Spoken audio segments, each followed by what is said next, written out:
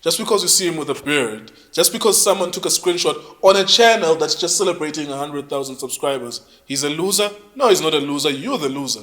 Because when you have to spend time doing shit that you don't like, getting paid once. But who says they don't like that shit though? Because there's people that actually prefer working. Do you prefer being paid once a month? Nkululeko on Cultr.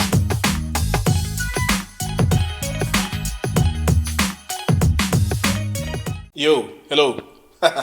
Thank you very much for joining us. Thank you very much for subscribing, liking, and commenting on our content. Thank you very much for joining and always watching our podcast. My name is Nkululeko and Nhlanhla. I'm with Tholo and Nhlanhla Fabricus Sechele. I have an issue. I have something to address with you guys. This is the team. These are my friends. We'll talk at some point. But there's something I really want to address. Maybe you can correct me as well in the comment section. Maybe I'm wrong. Maybe I'm not saying it properly. But I just saw our engagement, right? Us as South Africans, how we engage with things and how we view people. I saw people sharing an image, DJ Sbu, and it's purported that he looks crazy, that Zahara's ancestors are dealing with him, right? Right? So Sbu, his image is circulated online. He's struggling according to you all, right? And niggas believe that. They get it on their phone, they look at it, they circulate it, they believe it. And then, as if that's not enough, Nota is crazy. His videos are circulating. They popping.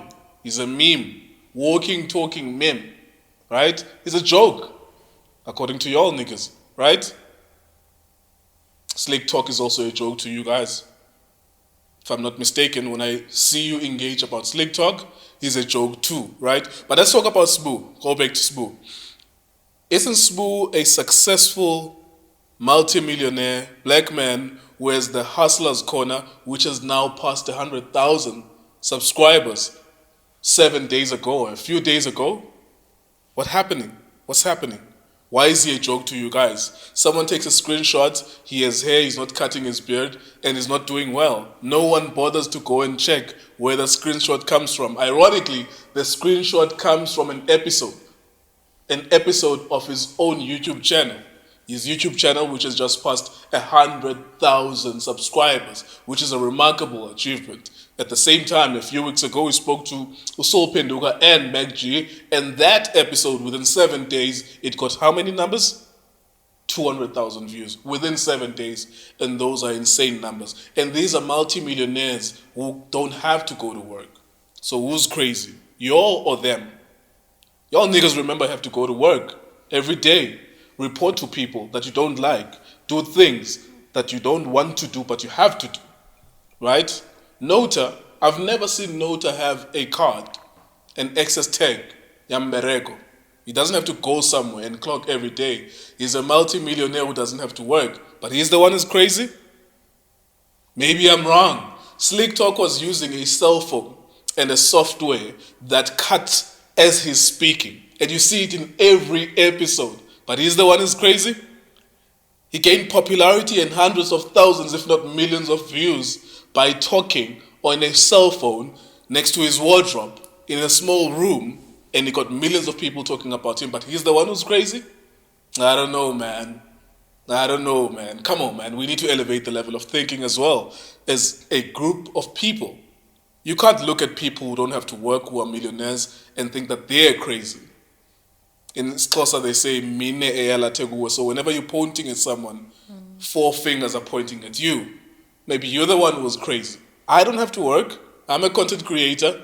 If you see me with hair that is not cut, with flip-flops that are breaking, what makes you think that I'm struggling if I have hundreds of thousands of people following me and I don't have to work? And there you are then, something to ponder. Thank you very much for joining us. Mfundis. There you go. I'm Cleon down. And this wasn't piggy or something. You guys are not going to piggy something. You sound triggered. No, I'm not triggered. You're not. I'm cool. Okay. There's something called performative anger. Yeah. Okay. Yeah. Jeez. You put your point across. Yeah. Right?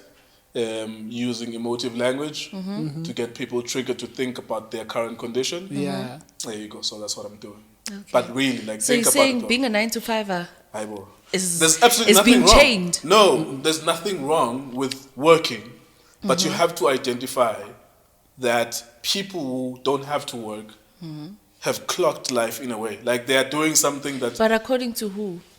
well, according to me, I mean, Okay. I wouldn't be stuck in that situation. I would find it insufferable to be in a 9 to 5 situation. I've been in it. Yeah. So when you're working 9 to 5, here's your predicament. You are stuck in traffic at least 2 hours a day. You have to prepare for work, meaning showering, ironing your clothes for work. That's another hour, That's an 30 hour, minutes. right? Yeah. So that's, if you, let's say give or take, you lose 3 hours per day, prepare the preparation of work, whether it's traffic, showering and everything else. So it's 3 hours a day, right? That's 15 hours a week, right? And that's 2.5 days a month. In a year, that's around 26 days. So you lose 26 days of your life every year doing absolutely nothing productive other than being stuck preparing to go to a job that has to pay you once. Absolutely nothing wrong with working. Niggas work all the time. And niggas progress. by people. You know, we were raised by people who work. Nothing wrong. Yeah. But think about it though. Is a loser the person who has to put in 4 or 5 hours of work, which is not necessarily work, just do a couple of interviews here and there. Slick Talk does 2 hours worth of videos and it gets like 80,000 in one video, 100,000 in another video. You collect all of that, that's over 500,000 per month if it does it consistently.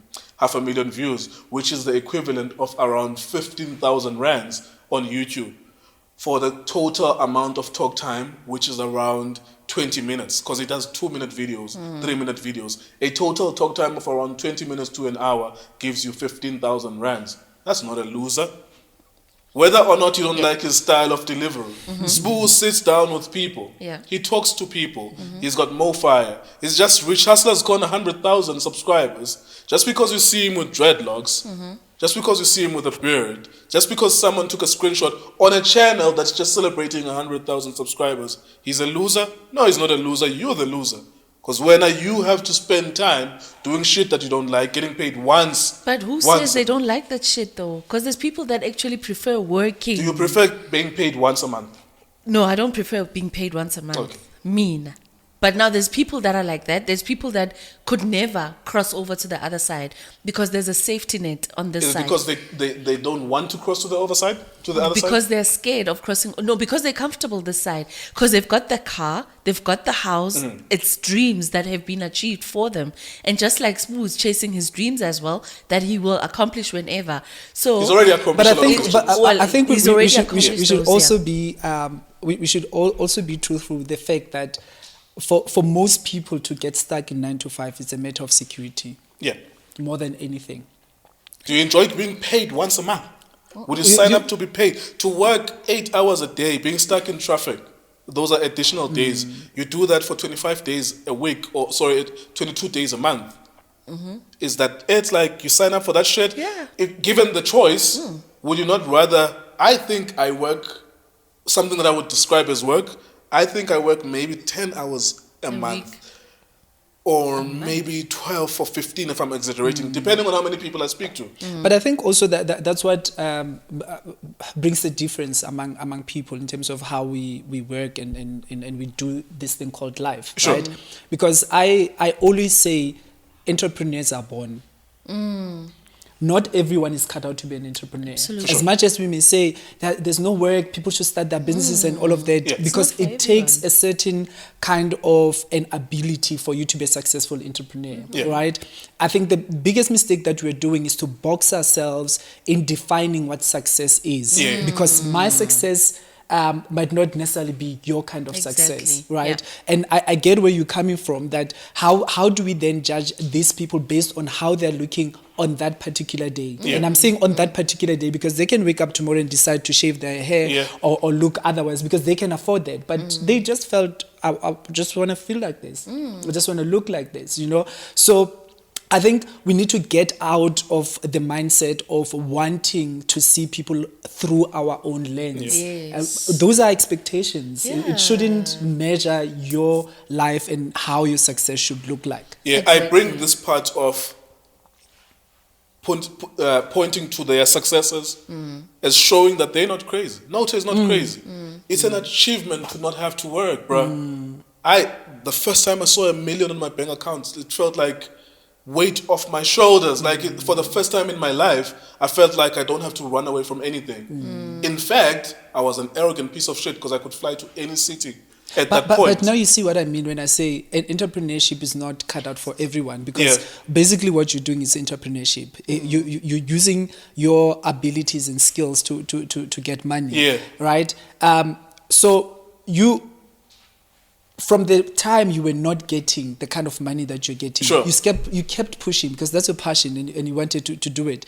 And it threatened your security and your stability. Yes, That's you're why when you constantly got stressed. that kind of money, Yeah. you got to relax a bit. Yeah. But it's correct. People are stuck in their jobs because of security, whilst they have something else that they feel they could be Yeah. doing. But there are, of course, those that are there because they want to be in corporate, because Yes, they want to do MBAs, they want to you know, become executives, and go up the directors. ladders. and there are also people I get it, it's that true. are comfortable to be a receptionist for the whole lives, because that's what they're okay with. Yes, you know. that's what they've achieved. Bafikile la bebaya khona. And that's why you'll get an attitude when you go to certain retail stores.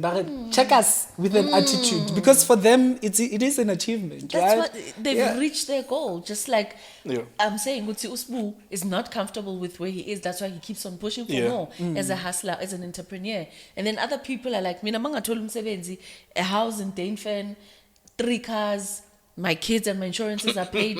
I'm sorted. good. Yeah. I'm sorted for life. Yet when you're saying, I don't want to be paid once a month, and then I'm okay. There's people that are like, but I'm getting paid 900,000 a month, Doesn't and matter. I'm okay. Doesn't matter, because that So- can end. Someone can say, and it could be over. True.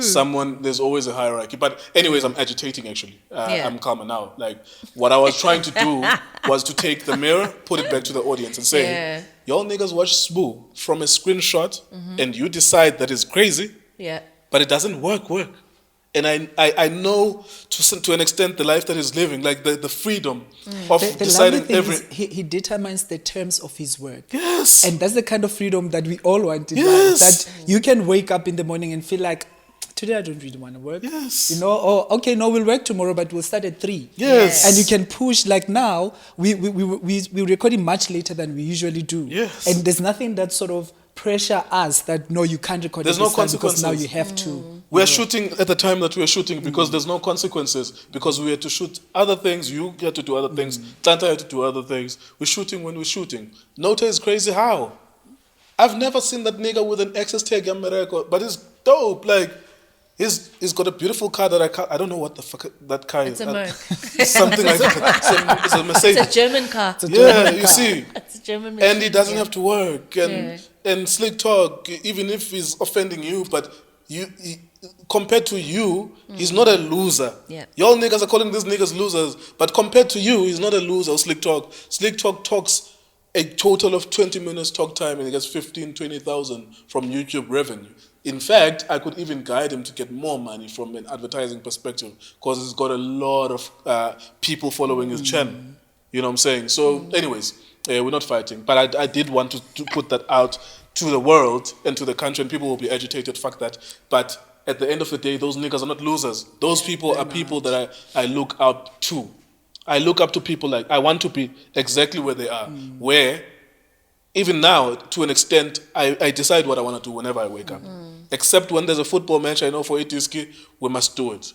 You know what I'm saying? But I'm getting to that point where I'm not going to shoot those videos anymore. As soon as I can replace 50 to 100,000 of my expenses, find something to patch with, I'm not going to do those videos, even though I'm part owner of that company. Because I don't want to do it anymore. It feels like an obligation. As much as we built a brand and we're It doing shouldn't dope. feel like an It obligation. feels, yeah. You know what I'm saying? It should I'm be like, something that you'd wake up at 3 and do without thinking twice. Yes. That's what we should all be striving for in life. Yeah. Okay? Yeah, can we talk Banyana Banyana? Oh, speaking of which, The winners. The winners. Yes, think they've the made winners us are the proud, Queens eh? of Africa. They've made us The proud. Queens of African football are Yeah. back, and they did. I was there. I was like, what? Yes, no, I had to. Yeah. Look, understanding the trials and tribulations that women's football in this country has gone through from 1990, is it 96, 98 when Banyana Banyana Was started, yeah, in the early 90s. and when, because she was the first generation, here Banyana Banyana, the current coach of this Desiree Ellis. of this winning team, yes. And you looked at the peers that were there. You look at how they played. They were at their peak at whatever time back then, and then like nobody knows who they are. They still role models where they come from, but people don't know who they are. Abo Figi Lestole. Yes, I've spoken to Figi. Abo, yeah, like you know, so Christian Bo Anamunade. Okay, Yes, like she's there. She's in the structures. the initial generation before Of Abo Banyana Portia and Banyana, Abo Veronica, yeah. there were women who were wearing ikiti Bafana Bafana. So Yes. Bafana would play, right, and then they would take the kits, give them Yeah. to wash, and then even if it's extra large, you guys would have to play with it. This is stuff that we would figure out as journalists as we're growing up. Yeah. When we talk to these former players who played 15, 20 years ago, 25 years ago, which they had to wear the same shorts that Bafana were wearing, and sometimes the same tracksuit, which was So ridiculous. guys, that's crazy. It is. Yeah. So you look at the history of those stories. Yeah. Of where they come from and the struggles they pay, because I'd have to ask money from you to say, no, I'm going to training. And you know, the training is not as effective because we're not there all the time. Yeah. We're there when we can. And I still have to borrow money to do that. I still have my 9 to 5 or whatever job it is that I'm doing to make sure that I do that. I'm doing this for passion. I'm doing this because I love it, but I'm not compensated enough. I'm not compensated like my counterparts, the male counterparts in this regard. So I've looked at that story. I've looked at where they come from, where she in particular, Udezri. I see the Yeah, winners, you know yeah. what, they were cushioned into that, but by people like her. But it's a good thing to know that she played when she had to wash the kid. Yeah. She played and she had to look at that. She had to bystand at some point. She was, I don't know whether overlooked is the right word to use, when Vera Pau was then appointed Yeah. as a coach, and she was assistant to Vera Pau at that time. Vera Pauw So- is from the Netherlands, right? she was from the Netherlands, and then she came. She was the head coach, and Udezri has been here, you know. And then they brought somebody from Netherlands. She was the deputy. So I looked at her resilience, her silence throughout, you Yeah. know, and letting her work speak for her, And and allowing you that. remember even the first 2 years, she was a caretaker. Yes. She was not the full coach for the first year. She only became a full coach when she qualified for the final of the previous AFCON. They were like, oh, okay, we can see now. Guna Which is something. disrespectful. Exactly, It's you disrespectful. know. It's so interesting So, yeah. how women would have to work twice as hard Yep. in an industry that is male dominated, and now even in their space, and I'm saying in their space because it's women football. Yep. So you'd expect that already she had played before, like you say, and she had She was a acquired the captain. necessary skill and all of that, Yep. now she still had to prove herself. After all of that, she still needed to do that. So that's the main reason I went to the airport. To me, it was like, wow, like, you know, I'm celebrating something that's real, a story that we can all take from, you know. So so I was like, you know what, I got a couple of things to do, but I'm sure I can spare like 2 hours of my time and just go and, you know, witness these people coming through.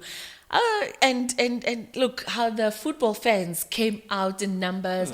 And we were singing, celebrating.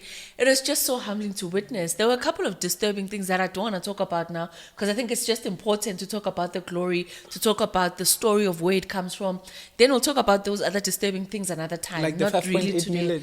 No, I'm not even there, because those people take the spotlight only when it's necessary. Yeah. But when the struggles are there, they know where to be seen. They because will they're not called out as vocalize. well. Yeah, because fans are like, poor man fit. You know, you need to be I substituted. remember Miss Ngobolo, I just forgot his name, the host. Oh yes. the MC. Who was there of the ceremony yesterday? I just Not forgot her yesterday. name. Sorry, man. A couple of days But I ago. think her surname is Ngobolo. Yeah. Vusizwe. Ngobo. Yeah, something like that. Yes, And she yes, was trying to calm the fans down when they were Yes. starting to boo Minister or Uminister, nothing Tetwa. yeah. Just a quick one as well. As you were talking about the difficulty of women, I actually thought about this throughout this tournament, and I'm watching at the same time. The Europeans are doing their own tournament, which is the same thing. Women for European football, right? Which is the same tournament, but Tina, we just played the African one. And you see that other countries actually have a quota or there's a specific thing that they're doing where in women's football, men are not allowed to be referees and they're not allowed to be coaches, which is a good thing. It's like enforced gender equality because women are never coaches from the men's side. It's like the one place where they could be coaches, which is on the women's side. Make sure you enforce a situation where you never really allow men. Even if you allow it, it's like only 10% of the time. The referees are almost exclusively women. I've never seen a male referee throughout the African Cup of Nations for the women and the Euros as well. I haven't seen a male referee. I see a lot of male coaches on the African side. I saw Nigeria. There's a European male. Even within Morocco, there's a European male as well. But I think the step in the right direction is to make sure that the one place where women can freely operate and work, which is women's football, because I've never seen a woman coach except when I read a story at a lower division, which there's a woman coach. So that means it's one out of 1,000 teams on the continent, only one woman is coaching a male team.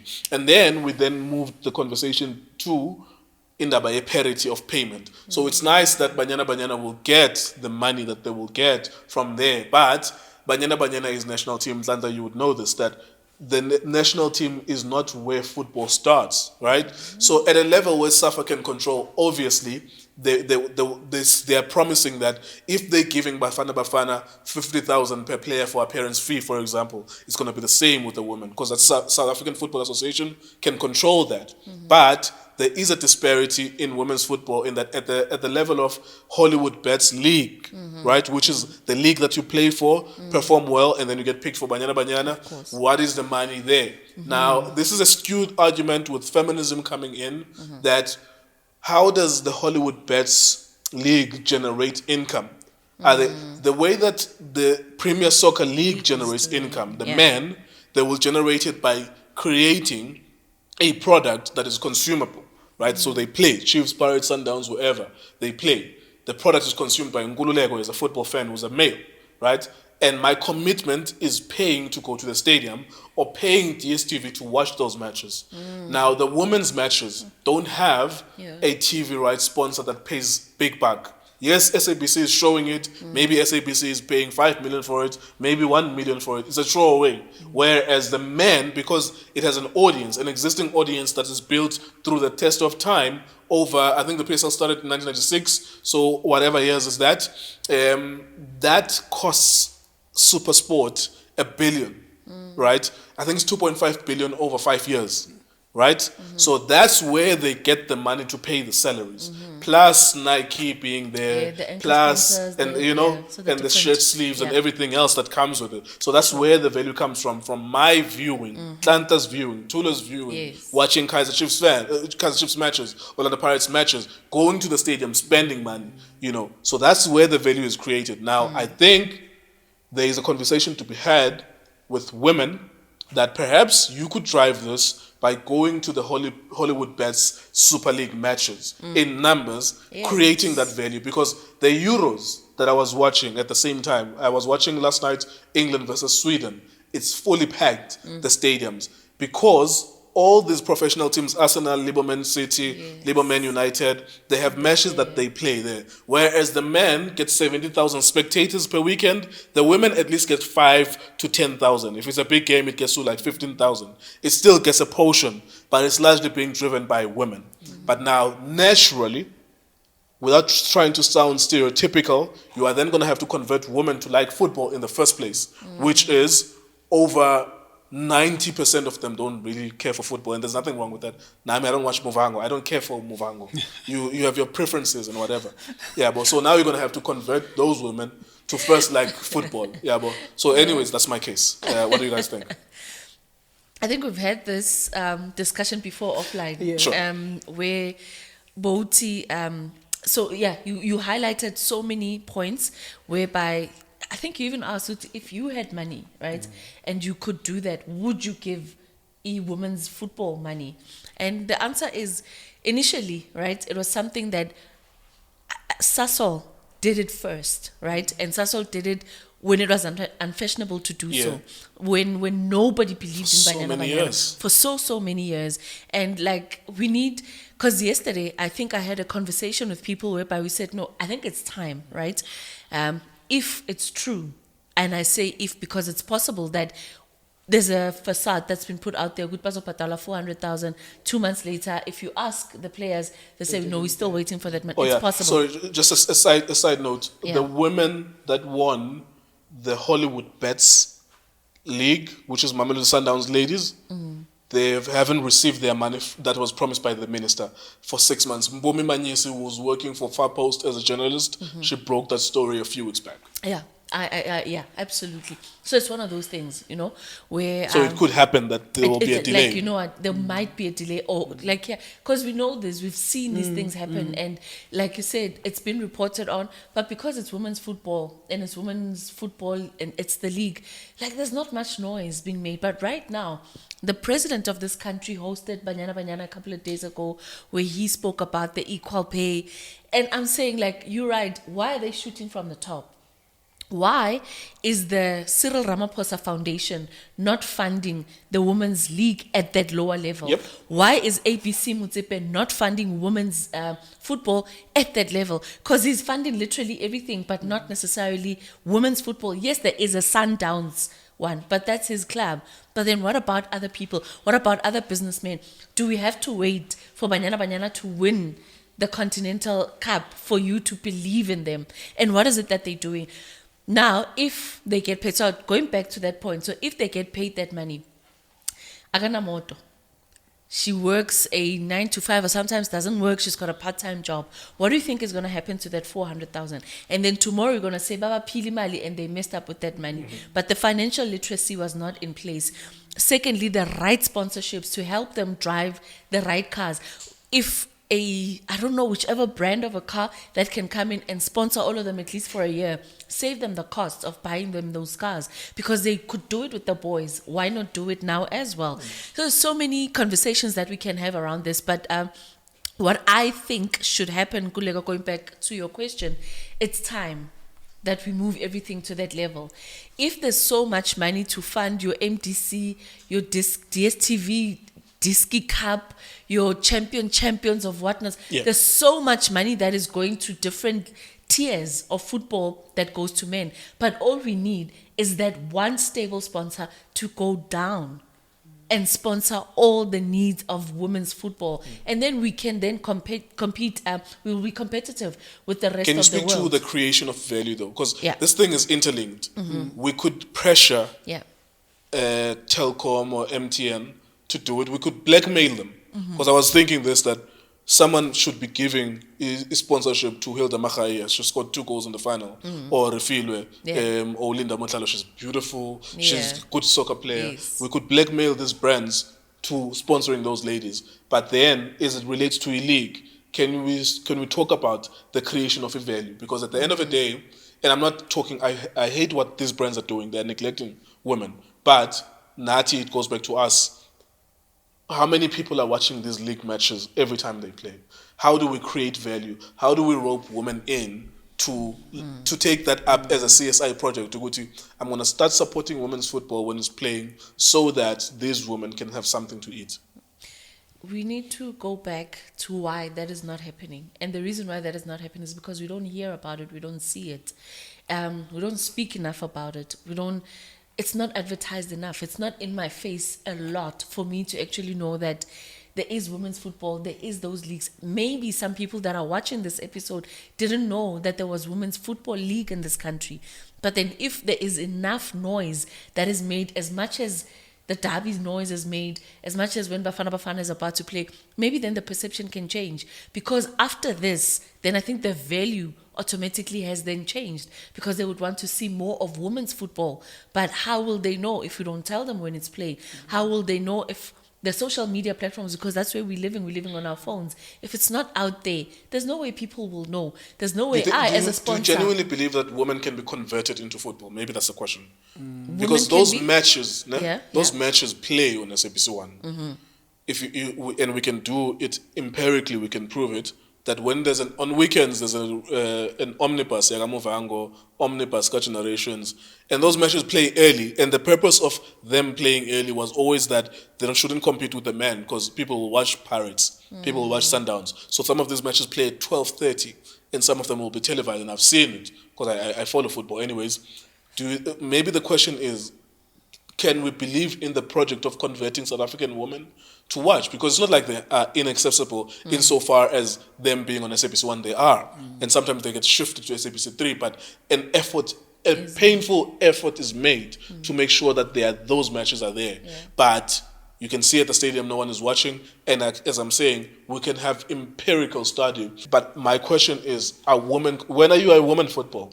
You are a woman in football. You've worked in football. Yeah. You understand football. But can we say that we can convert? Because every country, there are more women than there are men. Every country. True. It's always like 55-45, something like that. Sometimes it's a bigger split, but there are more women than there are men. Can we not start this project by converting women? Do you genuinely believe from the bottom of your heart, that women can watch South African football? On top, because this is a predicament. Women are not fans of football in the first place, and this is not a stereotype.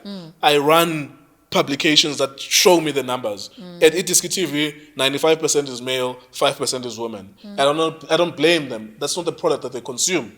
Just like I don't consume other products. I've never used Nivea or whatever, even for men. I don't consume things that I think are feminine or some shit like that. Yeah, but can we convert them? Do you think South African women can be persuaded to start following football? I believe so, because I don't know much about football, but I get what Nhlanhla is saying, that if something is embraced in a society, people start paying attention, and people will then support it. Because let's go to the level of high school, right?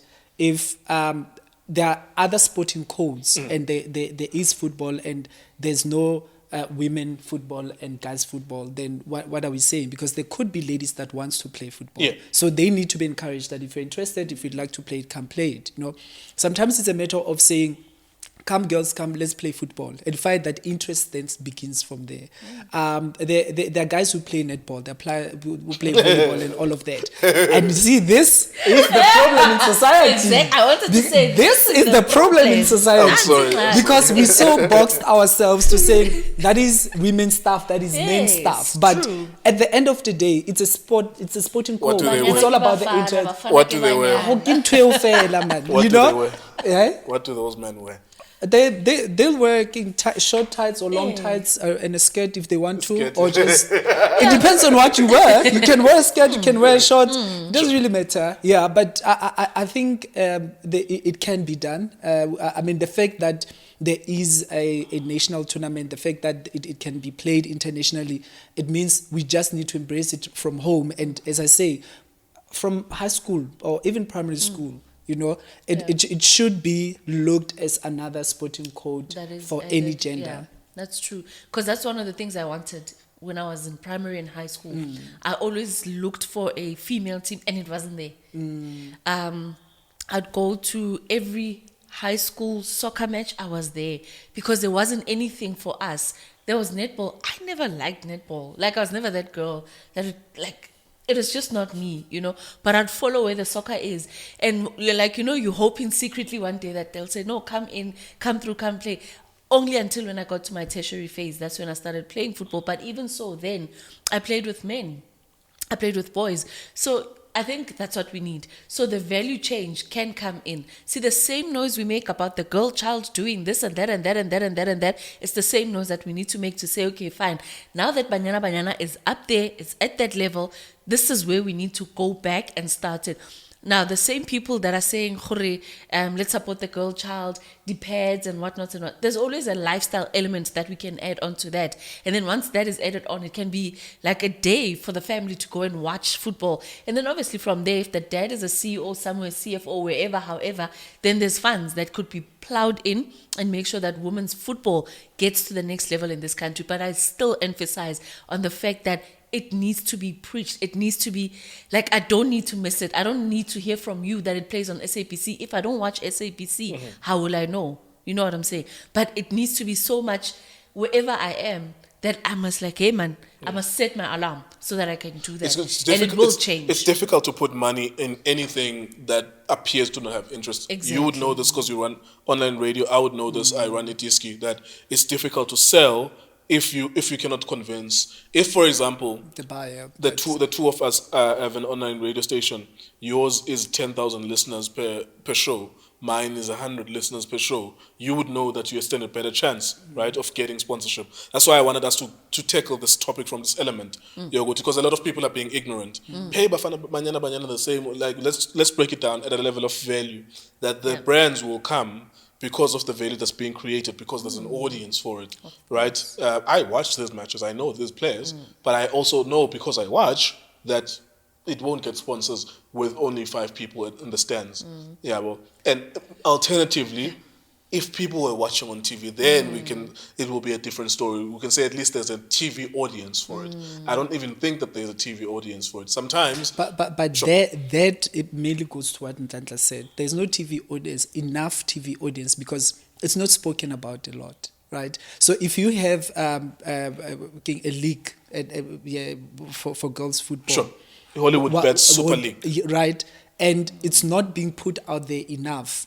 Who's going to pay attention? Like any other product, you need to push it. And I think at that level, because there are ways of finding, because I mean, the fact that Banyana won, it shows that there is that capability. Why are we not investing enough in ensuring that even the young ones that are coming, or the ones that are in the rural areas, or outside the metropolitan areas, they can also say, I want to get to that level, that they don't lose it there, because there are a lot of Nhlanhlas out there that probably in their communities is the whole thing that, yes, we see you like it, and they probably play with boys, but it's more of, but that's where you're going to end. You're going to get married one day and you're going to forget about this. It's just a phase. Absolutely, I agree with you guys. But yeah, it's important that we talk about it this way. We cannot approach it ignorant. Yeah, true. We can't just say why are Banyana Banyana not being paid at the Equal same. pay Exactly, Yeah, because no, the it's true. the American model worked, and the American case study worked because the Americans were watching the women's football as much as they were watching MLS, which is the male side of football. So when the American, and they were World Cup winners as well. So when Abo, Megan Rapinoe and all of those ladies went to court, they took their association to court. Ubajonga, we have the same audience as those niggas. We are in the same national team, we wear the same colors, we are world champions, but now they are only top 16 in the world, and we are watched as much as them, so we need to be paid equally. And the court declared they must be paid equally. But at club level, the court cannot make that declaration, because at club level, only 5,000 people pitch up. Only 4,000, but still, at least it's a significant number of people compared to us that there is no interest. But anyways, that's our thoughts on Banyana Banyana. Yeah. I hope But still, congratulations. You made us proud. I hope we were responsible in discussing that. I don't like it when we are irresponsible. Because like I said, there were things that I would like to add on. But you know what? For me, it's like, let's just celebrate it, you know. Because what stood out for me was the fact that there was so much Metropolis and South Africa, SAPS, that my question was, okay, fine, why are they there, number one? And secondly, if I was to get mugged, right, or beaten up by a partner or whatever, the response would not be the same. Yet they were there making sure that people just do not access who they were there to see. And these are the players that they left home to say, I want to go see that person, you know. They did not allow that fan engagement, you know. Like, I think there's a way of doing these things. Like, rather have the cops on the sides and let people touch the players, let people take selfies with those. But the security there was just, jeez, it was unbelievable. It was honestly unbelievable. Like, okay, look, like I said, one day I'll complain about these things another time. But there were so many things that I just felt were unnecessary. It's been a while. South Africa has not had glory in that regard in Ever. football since 1996. And these are the first females that are doing it. Look, I expected more, but I guess I don't know what protocol was being followed there yesterday. But yeah, the fans made sure that their messages were being heard as they told the minister that Tetela banye baba, like, you know, he needs to come out and like give somebody else a chance. I shame he's failed. Yeah, because I mean, before that, did he say good luck to Banyana Banyana? No. Did he say I'm going to give you this much if you guys win? Did he say to do something? He had to be called out on Twitter to say, hey, dude, do something for these girls. They deserve something. Why does, like, he's the minister that has to be called out? And I don't understand why he's still there. It's just that, ne? The one thing I realized about cabinet ka, Kima, who's the current president? Ramaphosa and JZ.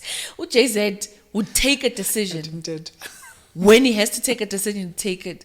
But right now, this guy, like, whether this one is doing this, that one is doing that, like, it's immaterial, it's irrelevant, it's like whatever. You're sounding guys like do Thabo whatever. Mbeki, as we segue to that. Thabo Mbeki calling out Cyril Ramaphosa, and Cyril Ramaphosa being forced 7 days later to make an action plan, which is not really an action plan. At the same time, Bosiwe Mkhwebane is in court interdicting decision. Dalimbofu, Osama Sembe, Ramaphosa, like he's busy. He is. I was He's busy. listening to Dalimbofu speaking, Advocate Dalimbofu speaking in court regarding the president's powers and the fact that they suspended the public protector.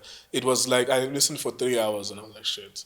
People sound convincing when they make these arguments. But the elements that I picked up there, really, it's like, the public protector being suspended or dismissed by a president whilst the president is being investigated at the same time. That really doesn't look good. But can we go back to Thabo Mbeki? Give us an update. What was he saying about Cyril Ramaphosa? Did you take that as an attack directly on Ramaphosa? Do you think that Ramaphosa talking 7 days later was a response, as he was talking about, to ESCOM and stuff like that? I think for me, why I saw it as something that is necessary within the ANC. That you find somebody that would say, comrades, let's stop and really take stock of, are we really going somewhere? Are we doing things right or not? I did not see it as an attack. I saw it as a moment of saying, comrades, let's reflect. Are we still in the right direction or not? Thabo Mbeki, he's quite an intelligent man, and even when he speaks, he doesn't only command respect, but he brings reality to face. And how he delivered the speech, he touched on 3 very, very important issues. And one of those, he highlighted that, I think it is the General Secretary of the Communist Party, who said the country is operating on autopilot. And by the time the pilot wakes up, the plane would be just about to crash. And that's exactly that. When you look at where we are as the country now, that's exactly that. The petrol prices are going up. There's no some kind of intervention that the government shows. Criminal cases are going up. There's so much criminality in our communities, and the SAPS is not present. There's no even a government officials coming forward to say this is what we're trying to do to make sure that this doesn't go further, because now it spreads out throughout the country. There's been looting happening last year. There's now ESCOM with load shedding doesn't end. So all of those things combined, issues of loss of jobs and all of those combined, shows that we are on autopilot. Yeah. Also touched on an issue of unemployment, that it keeps rising. There are no practical ways that government is saying. In fact, the plan, he spoke about the plan, that there is no plan that talks to equality, that talks to unemployment, that talks to how is it going to eradicate that. There's no plan in place. And he then quoted the president that when he gave his speech at the beginning of the year, that he said in 100 days, that we're going to see, and nothing has been done. And for the longest of time, I cannot remember when was it when a president was, challenged to say this is what you promised, but you didn't, but the member of their party. Yes. Because usually it's opposition parties Yes. that does that. Yeah. And that's why I valued that so much, that it is the member of the party. This is somebody who has also walked where he has walked. Exactly. So he doesn't speak from off the Like cuff. us, Yeah. Like us. Yes, you know? yes. knows. It's somebody that has been there, Yeah. that has an idea of what is it that could be done, to address the issues. Yeah. Yeah. Absolutely. Yo. Yo. And you remember, Uti, we all got notifications. Uti, there will be a speech building up. There will be a nation address at 8 p.m. Of course, yeah. From Ramaphosa, and I could not dissociate what Thabo Mbeki said from what he eventually said, even though I didn't listen to him. Well, there was nothing to be gained from listening in the first place. What did he say? Where are we going? What is the action plan? Who are you asking me about? Ramaphosa. Who's that? Beningikhuza last week ndimthuku Ramaphosa nawe kanti umfuna mbona. Yo, look. Yo, Nkululeko. Uthini uzakwenza ntoni ngo-Eskom? Sure. Uzakuyithengisela abangani bakhe.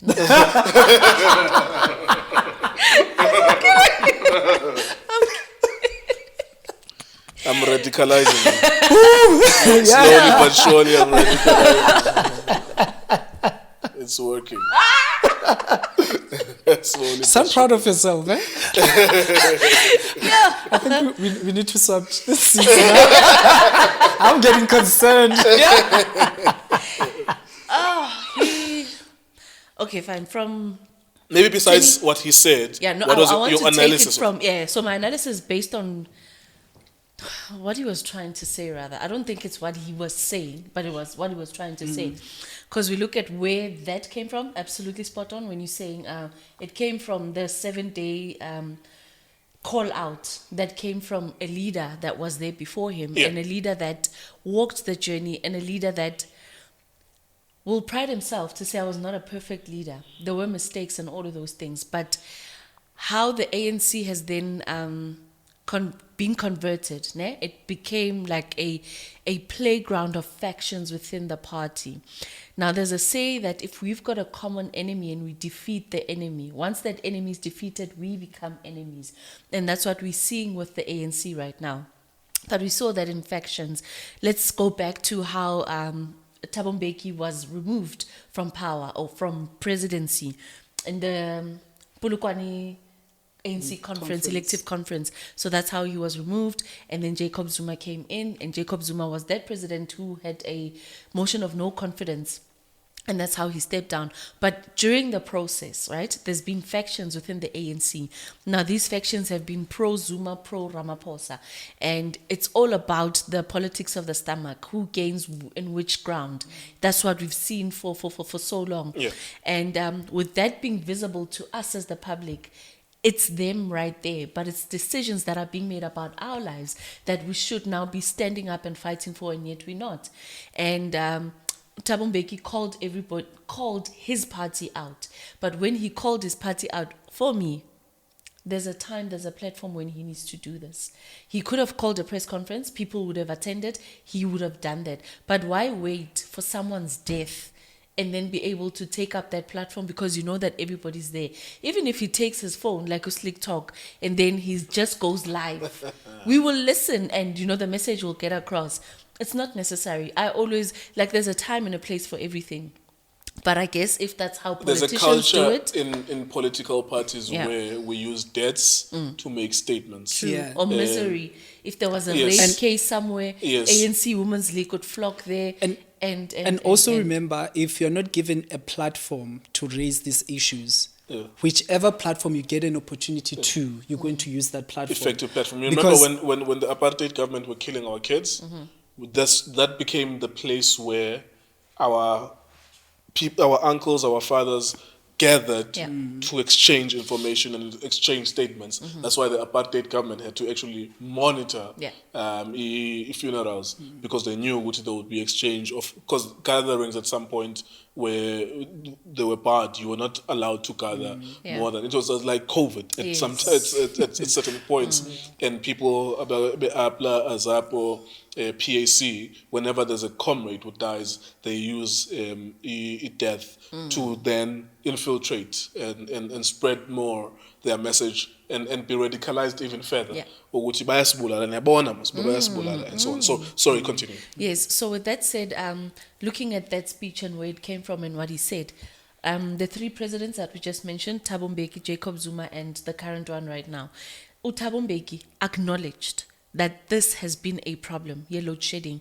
And he was advised by then the minister, I think it's Susan Shabang, who was then tasked to actually speak about this when Thabo Mbeki was still there, to say this is going to be the future problem if we do not take care of it now. But because she was then the Minister of Energy and Minerals, if I'm not mistaken at that time, message got to her, but there was no action. As to why, we are yet to know why she never accounted for it. So the problem was there.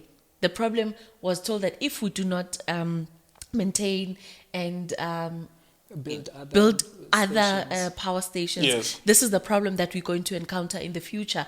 By the way, growing up in the township and living in the township, we did not have, but it was not bad because we were still taking electricity from one house. But now in the townships right now, particularly in Soweto and in townships that are close to universities or technical colleges, we then started building rooms to accommodate the students. So we do student accommodations. Oh, yes. So it's the power that we never reconsidered before. So it's taking up so much power and so much more of that power that if those power stations were built, at least this would be a balance. Then we would not have so much power that we are consuming.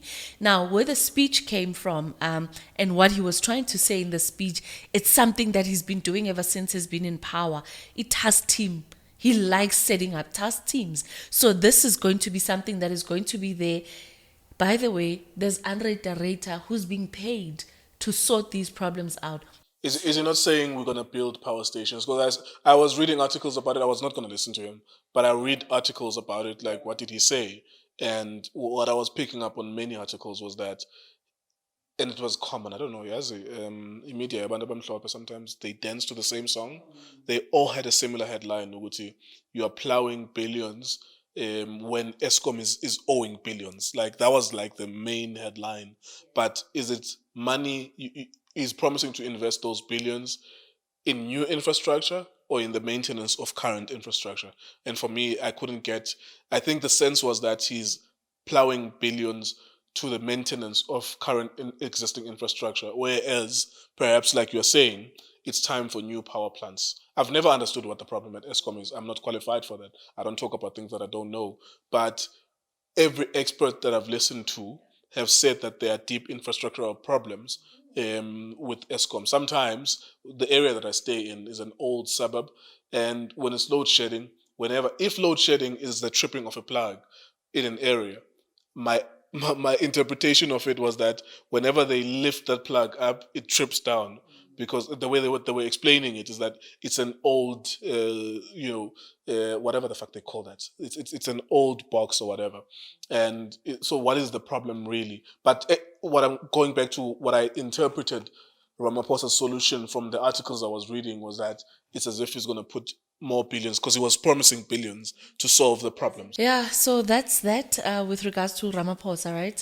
Yeah, so we're just going to leave it there. Yeah, because it's boring and it is. it's not progressive for any of us at this point in time. There's no solution there. It's the same feedback every time. Yeah, it's the same feedback all the time, and we're not knowing whether this load shedding is going to end or not. But the saddest part of it all is that the same young people that are not working are getting poorer by the day with the little businesses that they're trying to do, because there's hardly load shedding. But anyway, we leave it at that for now. Yeah. Let's talk about the killings that are taking place in this country. Sure. In the Tarvens, right? So it started out with Enyobeni. Yeah. Enyobeni, it wasn't a shooting. It was we are yet It's to been discover. revealed now that it's some sort of alcohol poisoning. You know, with young people experimenting with lean, Yeah. uhlanganisa cough syrup with this and that. It's something to that effect. Yeah. It's been linked with they would, AMA 2000 would know it, fuck them. They always experiment with their bodies. And it's something like that, a concoction that was deadly.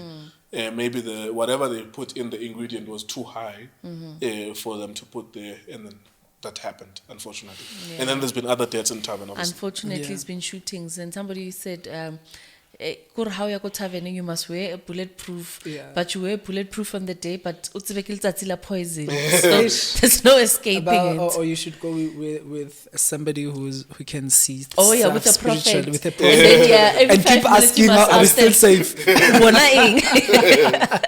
So that's what's been happening, but there's been mass shootings at taverns. We saw that one that took in Orlando, that was followed by the one in Maritzburg. There's been a another one in recent the one in East the East End. Wasn't there one in Alex as well? Or was there was a guy from Alex FM who was killed, a producer. I don't know whether that was also linked to taverns as well, but it's something like that, like Indoyom Jaivo and then someone being killed. Yeah. It may have had another motive. It may have started somewhere, but it ends like they get you at Tavern. It seems as though that's the one location, even though you don't send or share your location. That's the one place I know I can find you in a weekend. Which you'll be Groove. Yeah, there's been rampant crime, man, in the country regarding taverns. And then I was shocked. I have never heard anything about Blackstorp. And I was shocked to see videos of people openly confronting police as well. Police with guns, but people. There's a gang group there. I don't know whether that's CBD, but it's terrorizing people in Blackstorp. But back to taverns, there was a suspicion at the beginning of this that perhaps this is targeting Lesotho nationals or people from other countries targeting South Africans. But then, as you can see now, the one in Katlehong was a metro cop. Enyobeni was a deadly mixture of alcohol, poison. And then, so there's always various reasons. I think that even the one in Pietermaritzburg, suspects were taken and it was linked to whatever contradictions that these people had, whatever problems that they had, and then Ngikthole Tavern. So it's not like a coordinated thing. It just so happens that with media, and this happens as well even with fashion, that there's a tipping point where one thing leads to another. There's a ripple effect of reporting that happens. In South Africa, 20,000 people are killed every year for various reasons. Yeah. We can assume that people die in taverns from that 20,000 at least 1,000 times. But there's been a ripple effect of reporting of those tavern murders. And that there's a financial imperative for news channels to report it because it's captivating and it has shock value. But every single year, from the 20,000 people that die, sometimes 17,000 every 12 months, you will find that if you were to interrogate that, maybe 500 people died in that 12-year period in taverns. And it has always happened that way. Not to say that it's okay, but there's a tipping point or a ripple effect because the news channels, Enyobeni, if it was reported by not ANN7, Newsroom Africa. Come back. If it was reported by Newsroom Africa and ANCA and SABC, which they did, and then they posted those videos on YouTube, all of them would have received hundreds of thousands of views, up to 1 million, combined, perhaps over 1 million views. There's a financial imperative to report stories that get people feel one way or the other. They don't report news that make people feel good. You know what I'm saying? Which is not the same thing as saying that they are the perpetrators of these. I'm just saying that empirically, statistically, people have been dying in taverns regularly. It's just that now it's reported more because they have seen. They didn't know that people are interested. And it was such a shock to have 21 teenagers dying. So now we are taking our eye back to taverns. And that's why in our platform, we're talking about it. So that's the ripple effect of things that are newsworthy. Something that I read in a book by Malcolm Gladwell about how Hush Puppies in 1998, it was a shoe, and how for some reason that company was struggling and they were just creating shoes for snobbish suburban kids in France, in Europe. And then one time, an influential person bought it. It was not even the media influencer type of thing, because in 1998 that didn't exist. But an influential group of cool kids bought Hush Puppies, and then there was a ripple effect. and that made them 10, 20, 100 million per year from that ripple effect. Same with Dr. Martens. That the Dr. Martens were a shoe. I think there's a military link to it. That's why it's a boot. And then eventually it becomes a fad, a fashion it becomes a fashion item that people want to own in the 90s, so it's the same thing here, that there's a ripple effect of news stories, and people die in taverns. They're not supposed to die, but we're talking about it mostly now. But every year in South Africa, 20,000 people die. But I think they die in taverns, but it's not in the large numbers that they've been dying right now. They could die 1, 2, 3 nyana. I think it that's could be what an I'm- argument between you. No, I get what you're saying. What I'm saying is, it now looks like it's a trend that if you want to get rid of your enemy or make news headlines or do something, go to taverns, because taverns is the in thing right now that is actually. We could infer. And we also maybe shift. The thing is, I always have this thing, ne? That it's impossible, Mr. T and Nkululeko, for tavern killings to go on in that way, as if like it's a pattern, as if it's that ripple effect, when there's so many other things that are big things, for that matter, that are taking place in this country. There's the Pala unanswered questions that is taking place. There is the chairpersons of KZN, so there's more things that we should be interrogating. There's things like the fuel price, and 40% of what we pour in fuel goes back to the government. At what point are we going to have those kind of discussions and engagements, and we are now looking at the people that are dying in taverns. I'm not saying it's not important. It's absolutely imperative that we speak about that. But like I'm saying, it's not possible that we've got that ripple effect reporting of taverns when there's so many other things that we should be reporting on that could be beneficial to you and me, that if we take this engagements further, then something will definitely happen from it. But right now we're looking at the people that are dying in taverns, and equally so, we're not interrogating the nature of the killings. We're not interrogating the true sense of why people are dying in taverns. If it is got anything to do with those illegal immigrants in South Africa trying to prove a point to us, trying to prove to us that our justice system is as weak as hell, because they've seen the loopholes, they've been here in however way. Some will tell you that I've been here for 20 years, but I don't have a passport, I don't have anything, and every year in, year out, I go back home and I come back the same way.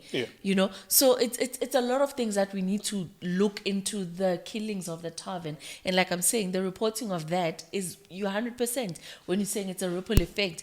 But why is it a ripple effect? What else is going on in the country that we are not supposed to see and talk about, that now we are going to be distracting you guys? Kabujwala. Remember how alcohol was closed down during the COVID and all of those things? It's a whole lot of things that we need to unpack as far as the Tavern killings are concerned. But it is a major worrying factor that so many people are dying at taverns, and not 1, not 2, but 4, 5, and big numbers at a go. And it's shootings of late, though there was that one year poison where maybe yes, the under Kima 2000 were experimenting. That could have been the case, maybe not, but that's where it all started. And then from there, all of a sudden, we're reporting one case after the other. But when are we going to report on the status of where the Pala Gate is? When are we going to report on the status of why petrol is going up so much? When are we going to talk about the action that needs to be taken towards the youth employment of this country? Like we've identified that not entrepreneurship is not for everyone. What are we doing to that? If 60% of graduates that are sitting with diplomas, that are sitting with degrees, with honors degrees, and some with masters are sitting at home and they're not employed, some with doctorates as well. Why are we not having those kind of compelling conversations that will then change the mindset of the country? Why are we now talking about, if we are going to engage on something, I think the most sober thing to do is to start from the beginning and finish that conversation where a conclusion is met and a conclusion is made, and it will be beneficial to us as the people of this country. It's true that is very necessary, but it's unfortunate that we get derailed very easy, right? As you alluded earlier, there are a lot of things that happen that we'll talk about them. Even the killings that are happening now, we're talking about them, but probably in a week or two, we'll have forgotten about them, we'll be talking about other things. And the question that, what is it that is being done by SAPS, by communities to ensure that such things are actually eradicated or are dealt with? There won't be that kind of a communication, or even the status of the cases of those, how far have they been taken, at the perpetrators, have they been taken to court, or the outcome, all of that. We get so easily derailed, and that's why we leave a lot of things hanging, and that's why as a country we don't progress in a way that we need to progress, because we leave things hanging, because we easily derailed. And I mean, the whole thing of the killings, we're entertaining it because obviously it's shocking, as much as we see that the cases are not related, but the common denominator is that it's people that are dying in numbers at one point, which at one point taverns, but also the same way in that they're being shot, So now, could it be that the ones in the East End heard that this happened in Soweto, so they thought, we can actually do the same thing, because for whatever reason, But then, as a society, how do we become active citizens, in a sense that we ensure that in our communities where we live, there are issues of safety, that even before SAPS gets there, we have our own way, our own system that works for us, that when you come from Soweto and you come to Tembisa, we have our own way of protecting ourselves, that even when you start thinking of something else, you're going to see that, hey, this won't succeed here. That's true. So probably we need also to take, conversations to that level. With the way that things are being reported, so everything can be interrogated to a point, right? So I think in Israel there were machetes used, and that's why they were saying Gima Rajia, these guys that are wearing blankets, Lesotho nationals, and there were machetes and pangas, and then obviously in Yobeni it was alcoholic beverages, and then somewhere else is shootings. I'm saying, and I'm going to repeat this, there is a financial imperative for news channels to report things in a certain way. They've realized that it is now trendy for them to talk about Tavern killings because there are numbers, and they need to push the narrative as though that this is a problem. Then again, let's be empirical and sober. If 20,000 people die in this country, so people die for many reasons, right? In different countries. In South Africa, people who are dying at the hands of other people, murders, right? You are being killed by another person. They are dismissing you, ending your life, right? 20,000 times. Some of them are hits. Some of them are declarations by a court. Uguti, you were driving and you killed those people. So it's not like ordinary. It's not like murder as we would think of it, but it was declared. Not meditated. Yes, it's not premeditated, right? It's declared by the court that as a result of your reckless driving under the influence of alcohol, you killed those people. So there are different kinds of murders. I'm saying that the shock value of the first report, right, of the 21 teenagers, gave the media the imperative and the financial emphasis to constantly report on murders at taverns. I am saying as well that from the 20,000 per year, this is constant in South Africa. We could say that 100,000 kids are born every month or every 3 months. We could also say factually that 17,000 to 20,000 people are killed every 12 months, right? At least we can then infer that if we go back, where were those people killed every year? You will find that maybe 500 were killed in taverns, because it's different kinds of murders, different locations of where people were killed. I am saying this is happening now. It's being reported more now because the people are getting... so news is a very strange business. They are selling... What is news? News is a construct, right? They are good and bad news, depending on how you look at it, right? But you will find that the nature of the reporting is always 95% bad news. That's why even on ETV, when I used to watch it when I was a teenager, they would then, at 8 p.m., they would do the news, and then at 8:25, before the weather, they will give you good news. Yes, yes. You know, Yeah.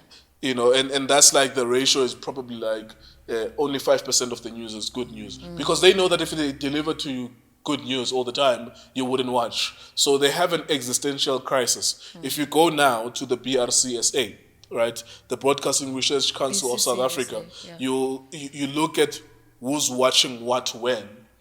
For the most part, news don't really, especially news channel. So news on SABC1, because they are on prime time, because people are sitting and they are watching and they are poor, they don't have DSTV, they watch news there. But news channels, ENCA, Newsroom Africa, SABC, those three news channels struggle to get an audience, right? Now, how they get an audience is do the news, take the 10-minute clip from those news, put it on YouTube, and YouTube, because it's negative content, YouTube, it will fly there. Because all over the world, people see this, that in South Africa, 21 teenagers died at the Tavern, right? So that's an imperative, like you get just in the same way that I saw what people watch Junior Kanye, and then we built an industry or a company around that, right? Because of this style of commentary, which I saw from American commentators. American commentators will get you feeling one way or the other, extremely emotional, right? It's a style. Even if they believe that one team is going to win, sometimes if it will get them 2 million views, they will say another team is going to win, even though at least when you believe that the other team is going to win. In order to get 2 million views, you go the other way, just to get people charged up. So there is an imperative for them to continuously report this. I'm not saying they shouldn't report it. That's not my business. I am analyzing it, and I'm saying we could go to year by year, South Africa consistently, 12,000 murders, 15,000 murders, 17,000 murders for the past 10 years. There are different locations where those people die. And I think 1,000 people each year would have died from tarvens. It's just that the news channels didn't figure it out. Or go to, oh shit, if we can report this, it will be linked to the first shocking story we reported about tarvens, and then it becomes almost like a pandemic. There is no pandemic of people dying at taverns.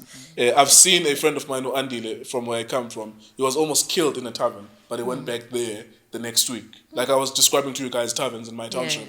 Like I thought he was dead. They stabbed him like in his ear or something like that. And he was drunk. So when people are drunk, super drunk, they look dead when they're stabbed. And I've seen multiple people in that state that I thought, because I see so many stab wounds, I think they're dead. But then I see him 3 days later, he was okay, and he went back to the same tavern again. So I'm trying to give like a different perspective to it, that there's an imperative. And then what you were trying to say, then because of the reporting, then other people do it, it becomes fashionable. So now it starts a domino effect. In America, they call them copycat killers. And then in other countries, they say it's suicide ideation. So there was a country, the small islands, I'm going to try and wrap it up very quickly, small islands of Micronesia, where one kid, his name is Sima, he was 15 years old, he had a fight with his father, right? Blah, blah, blah, blah, blah, blah, blah, blah, blah, blah, blah. Hey, fuck off, when man. And that's it. That's how the fight ended. It was a trivial fight about what he was supposed to do. He's 15 years old, and he didn't do it, and his father is shouting at him, and it ends, boom. Hey, fuck off, when. And what happened is, he wrote a letter, right? He wrote a letter.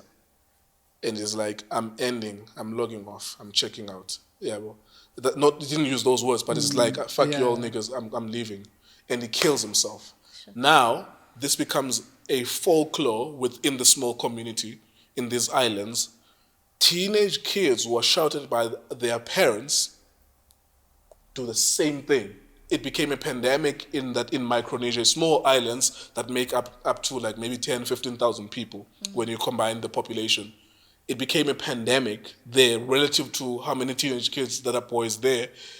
They started killing themselves every time they are fathers. So now their fathers and mothers had to find a different way to communicate with those kids, because all of them were threatening to kill themselves. They threatened to hang themselves every time they had disagreements with their parents. So these kids copying other kids, and other kids, babasalana ngalondo, like they're talking about those stories, telling each other about those stories, and it became a problem in that island that almost every teenage boy kills themselves when they're 18. Just like at some point, all of them were smoking. Yeah. You know, something like that. So there is a way to report this. You can't tell media how to report it, but I'm telling the audience who are watching us that media makes money from that shit. They will continue to report it. Other people are watching that shit. Therefore, if they are perverse enough, they will do that. Or go to, oh, okay, this is a place to get my enemies at, and I'll shoot him plus 10 other people. And then it becomes almost like a pandemic. But every year, maybe 1,000 people die at taverns. That's true. So many people, though, eh? Yeah, it's a lot. It's a lot. So many It's people. a lot. So many people dying senseless deaths. Sure. Most of the Abantu time. baxabane when they're drunk Yeah, but and they stab each other. They do. You see, They like, do. it's a melting pot of bullshit. It's gonna happen there. That's the one place it's gonna happen. Yeah. Yeah, but you stepped on my toe, or I find you there with my girlfriend, or I buy alcohol for this girl, but you just come in the final hour, you take her. Yeah. They stab each other there. It's just that our media, and this is a scary thing, they have figured it out to go to. This is something we can report. We will get more people viewing us because people are shocked now. They are worried. Yeah. Oh, these Tavern killings. That's what we're talking about. Okay, second last thing before we cross over to the skincare range of things. Yep. Nhlanhla has been removed from Operation Dudula. So he's no longer part of Operation Dudula, but he remains the president of Soweto Parliament. Yeah. So what did you make of that? I was trying to talk to him. I'll probably get him at some point in the next few weeks. I was talking to people as well. So a lot of people in the country there's no separation between Nhlanhla and Operation Dudula. So if he's no longer part of Operation Dudula, who was the leader in the first place? So he was a spokesperson all along and so on. But I'll talk to him about it when I'm doing an interview. But you spoke to him. That's why I'm asking you about. Oh yes. Because now, like not now, obviously, but you spoke to him previously. So did you make a separation of the two? We didn't get to that point because I thought that Soweto Parliament was the initial movement, but then transitioned to an anti-immigration movement, anti-illegal immigration movement, Operation Dudula, right? And I always thought that they are one and the same, like he is the president or whatever, because they had like 10, 15 dudes that were protecting him there with guns and stuff like that. So I never thought that perhaps, so who would have voted him out, like type of thing. But I know like he had other dudes who were vocal, who maybe have positions in there. But it's something that I'm going to engage with him about. Yeah. But I know that there's a sentiment that Operation Dudula or Nhlanhla has been infiltrated. People are pissed off with his change in messaging. So some people want him to say we don't want any foreigners at all the time, whether they are legal or illegal. And if you ask them which foreigners, they were not going to answer, but we know that they're talking about other Africans. They don't have a problem with French being here, with people from Ukraine escaping Ukraine, or even criminals from Bulgaria being here, because all white people in their eyes look the same. They think that they are from here in South Africa as well. So, but anyways, like Nhlanhla, I think he made the statement that he's never had a problem with legal migrants. So that was what happened, and then there was a video that is shot with someone who had been killed as part of one of the members of Operation Dudula was killed, and he shot that video and stuff like that. So maybe it was a build up to that, but I think the best person to speak to is him, and I've been speaking to him on phone. I don't know what you guys think about that. Did you know that there's a separation between Operation Dudula and Soweto Parliament? I was actually surprised, because then it then begs the question, why was he removed? So I think it's the messaging. I think they're just unhappy with the fact that he's now making it clear that there's Operation Dudula and there's illegal immigrants and there's legal immigrants. Legal and illegal, and he's always supported legal migrants, and that's it. And I think he did say that when he was speaking to me. Maybe I think sometimes you would purposefully not talk about it, not mention it, because you can see the momentum of your messaging. Everyone thinks that you don't like illegal, don't like foreigners anyways. It's a very thin line to walk, a tightrope to walk, because it's like in that community you have people that just don't like Zimbabweans, smelly armpits, I am a Nigeria taking some drugs, all of the stupid stereotypes that they have. I'm a Nigeria taking some drugs. So these people just don't like foreigners at all. Nhlanhla just made a separation that no, I've never really had a problem with foreigners. I just want people with passports here. Who are here with visas and are working. There must be a reason why they're here. Yeah, but maybe there's a deeper thing. I will talk to him when I talk to him. Yeah, because I think that's one thing interesting to hear we from personally picked up. Yeah, the inconsistency in messaging. That's one thing. Secondly, the foreigners, like we said, for them to be here, in that country, this is what we can do, you know. But why are we not attacking the system when we are attacking the individuals? Because once we fix the system, then we are able to get rid of those individuals, because the system then dictates that if you're not here legally, this is what you must do. If you don't have a permit to sell on the sides of the road, then this is what will happen to you. Like, you know, so it's the system that we need to fix. It's the justice system. It's how people get into this country and how people get to operate in this country. So now my problem, not with him per se, but with the messaging and how, and what had drawn me to Operation Dudula was how they spoke about if you see a guy on the side of the road selling this and that and that and that, and then they must be removed. The question was always, okay, so if I get removed as a Zimbabwean national or a foreign national in this country, is there a plan for Tholo, who's a South African national, to take over from me? Or am I coming here to take over from Tholo? Or am I coming here disturbing no one but making money because I saw and identified a gap? But equally so, when are we going to go back to the system? That will always be the question.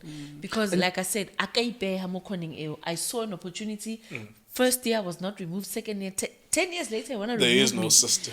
So there is no system. So I think that's where the mess, like, you know, those are the people that we need to hold accountable, and not necessarily. Talking about the system, I saw a video where the Minister of Home Affairs, Department of Home Affairs, Dr. Aaron Motsoaledi, was launching a program where they're now going to tighten the movement between Zimbabwe and South Africa, and apparently they're aiding soldiers to make sure that it's only people that are documented that will More cross people to border.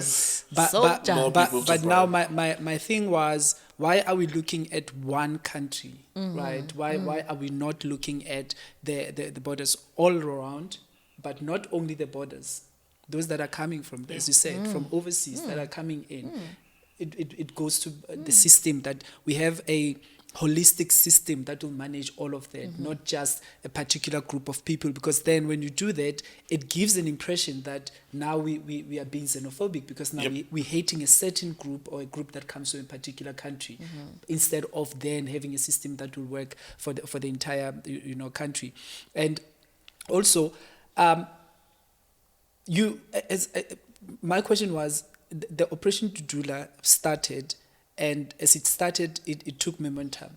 It ran for some time.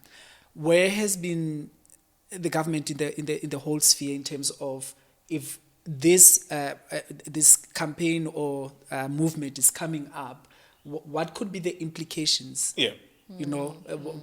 When you talk about messaging and interpretation and all of that, what will be the implications, and what do they mean? So as the government, how do we listen to them, and if they are doing the right thing, give them support in ensuring that it happens, but in a controlled way? Because it got out of control. People got killed, people got hurt in the process, and all of that.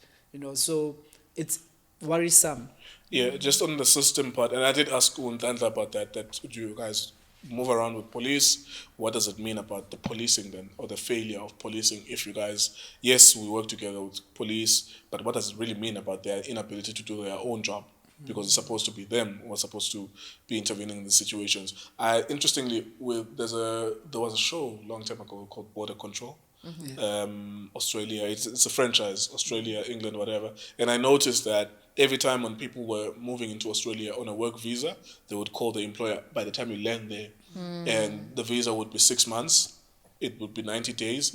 After that, and they call the person who you're going to be living with, it's kept somewhere. After that 90 days is triggered, someone, an investigator of your case specifically, is going to go around to the address that you registered and the employer that you registered who confirmed, go to know, yeah, we gave him a job for 6 months to come to Australia on a work visa. They go there, they go and search you. They say, hi, okay, your time is up next week, blah, blah, blah, blah, or you're supposed to be leaving, or they even fine you for the fact that it's the 91st days if you are there on a 90-day visa. That's like speak to the system. China, do we know Uba Croatia, njengoba we had a problem with Radovan Croatia, who was coming, I can't remember his country, it's East European, who came here and there were court cases. They Croatia, I think he needed came from Croatian, Croatia, yes.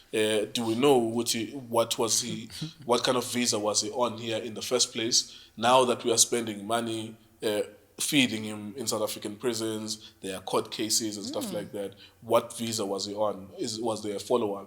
Yeah, because that's another loophole. How many white Europeans that are coming here on work visas, they have properties in V&A waterfront, in Kemps Bay, and so many, so many of those places. How many of them are fast-tracked to be citizens? Why do they have property? Are they allowed to have property if they're not citizens? Exactly. That's another. It's like, and businesses. You know what I'm saying? It's like economic crimes are never looked at as crime. As harsh a crime than murders. Now, these kind of migrants, we don't look at them in a negative light than illegal immigrants from Mozambique or Zambia or Zimbabwe, but it's the same shit. Like Bonaga, they even get a red carpet because they flew here. They didn't have to duck and dive in a bush or anything. They flew in here. Crocodile. But also the sad part is the illegal ones that come to the country, they get exploited because employers take advantage that where are you going to take me? So I'm going to give you 10 rand for an hour. And you can't even say no because you're desperate. And if I decide not to pay you that month, you're just going to have to suck it up. So those systems are necessary also to protect them.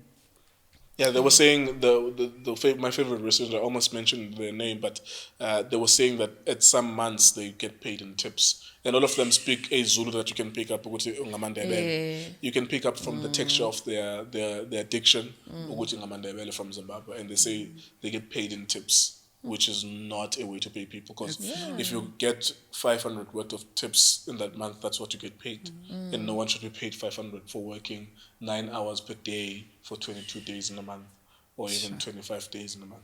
And there we are then.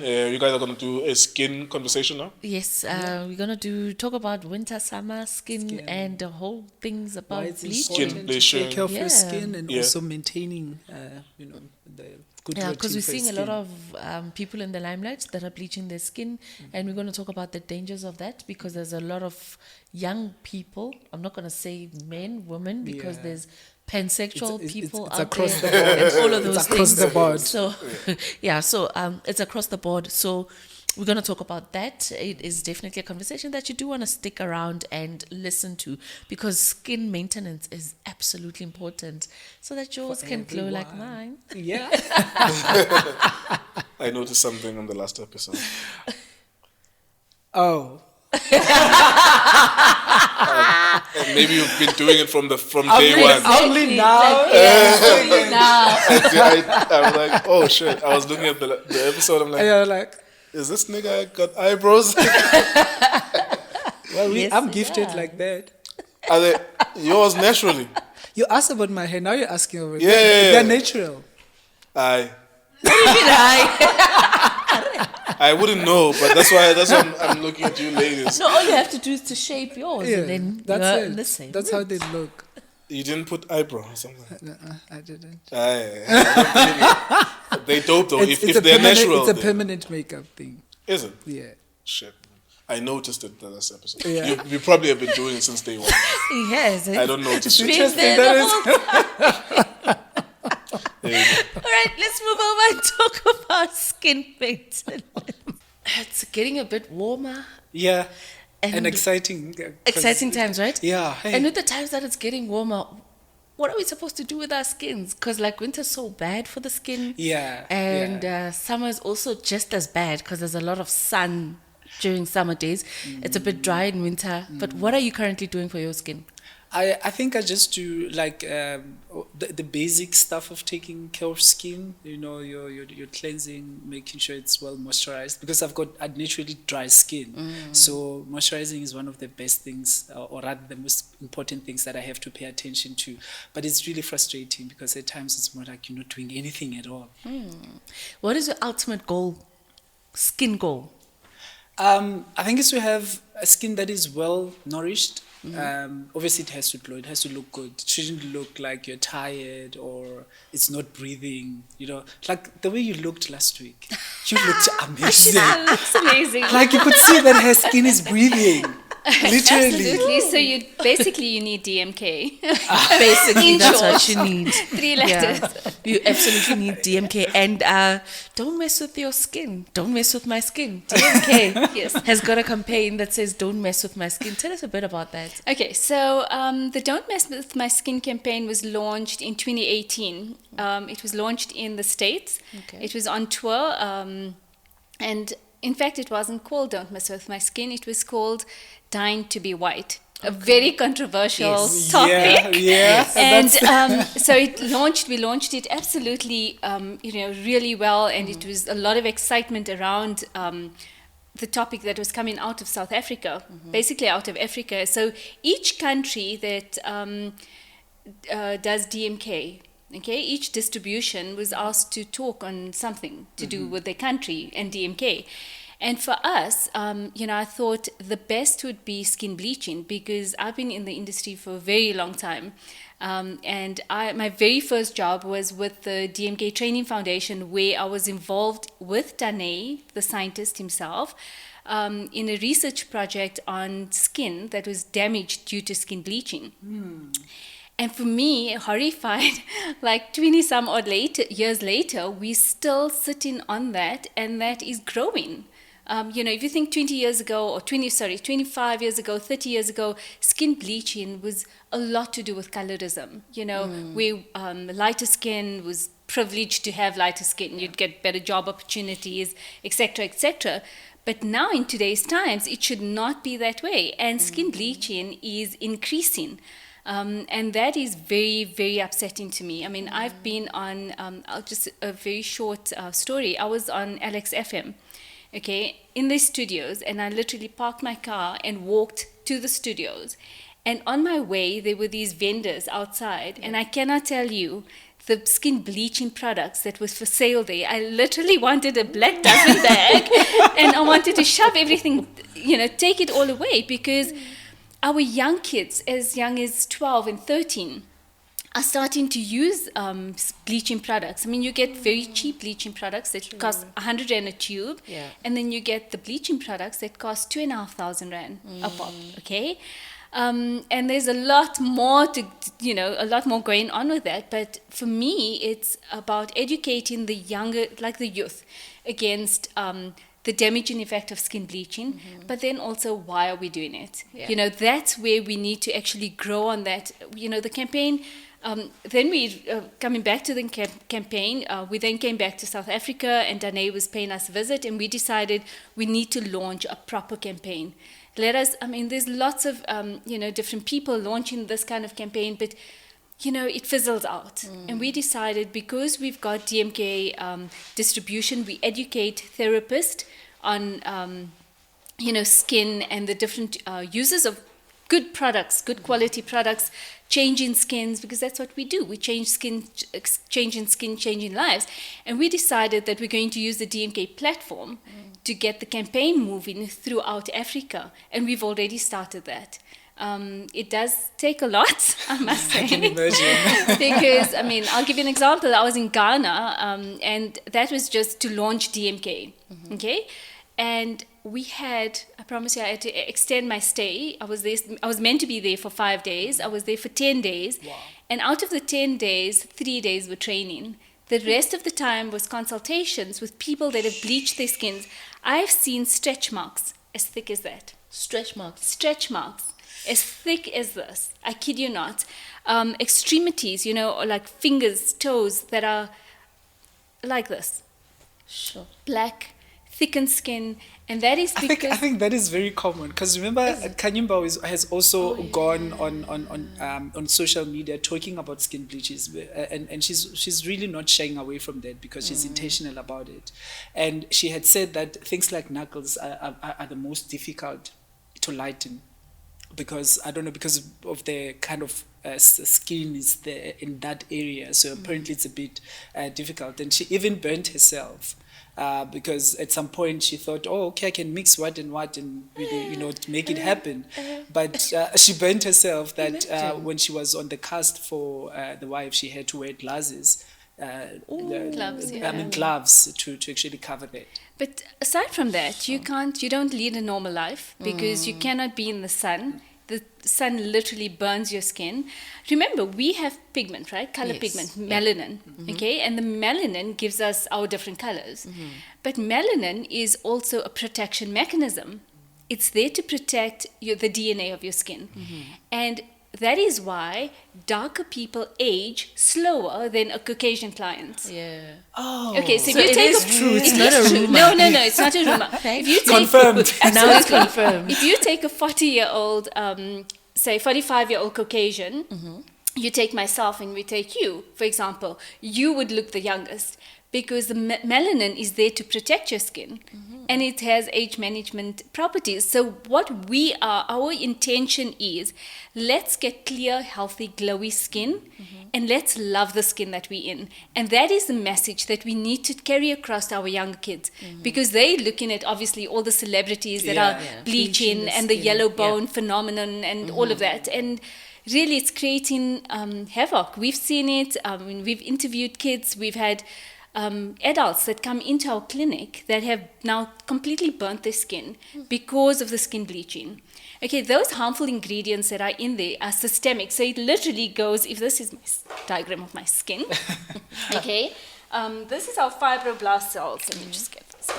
Okay, so your fibroblast cells produce collagen and elastin. And I always say it's like scaffolding to your epidermis. That is the epidermis and that's your dermis. And it literally keeps your skin upright. So when aging occurs in your dermis. Yeah. So the collagen, elastin, the ropes break or they decline in production and it collapses here, so everything else collapses there. When you're using... That's when we get wrinkles. That's when you get wrinkles and sagging and all of that, okay? And then this is our melanocyte, the cell that's in question that everybody's talking about, okay? The cell that we want to destroy, actually. Okay, and we need that. It's very important that we have our melanocyte because that is going to help prevent cancer. And cancer is on the rise with our darker skins, which was never a thing before. Okay. What causes that now? Okay, so what does skin bleaching do? Those harmful ingredients penetrate through the skin. It was never intended to go into the bloodstream. Ingredients should not go. For example, we work with DMK. DMK has a transport medium into the skin where it stays in the epidermal layers. This is your epidermis. It stays in the epidermal layers for up to 8 hours, during which time the vital nutrients are then taken up by your skin cells. And that is why we give you home care, right? Yes. And we say to you, do it twice a day because you need to nourish your skin twice a day. In the morning, in the evening, it only stays there for 8 hours. And all those nutrients and amino acids, antioxidants all get absorbed by the skin cells and they get used up as needed. Those harmful ingredients go through the skin. Let's use this blue. So we apply bleaching products on the skin. It goes through the skin. First and foremost, it damages that cell. This cell is called the Langerhans cell.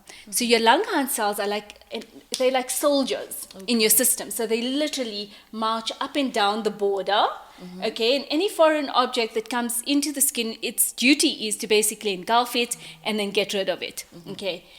Those harmful ingredients will destroy this. So what are we doing? We're destroying our Langerhans cells, which is our protection mechanisms. So after a while, and I'm sure you guys have seen people that have bleached, yes, the skin looks flawless initially, except after a couple of months, what happens? They start developing acne. Okay, because there's bacterial invasion into the skin. Okay, we then have our follicles, which has your sebaceous glands. Those ingredients damage all of that as well.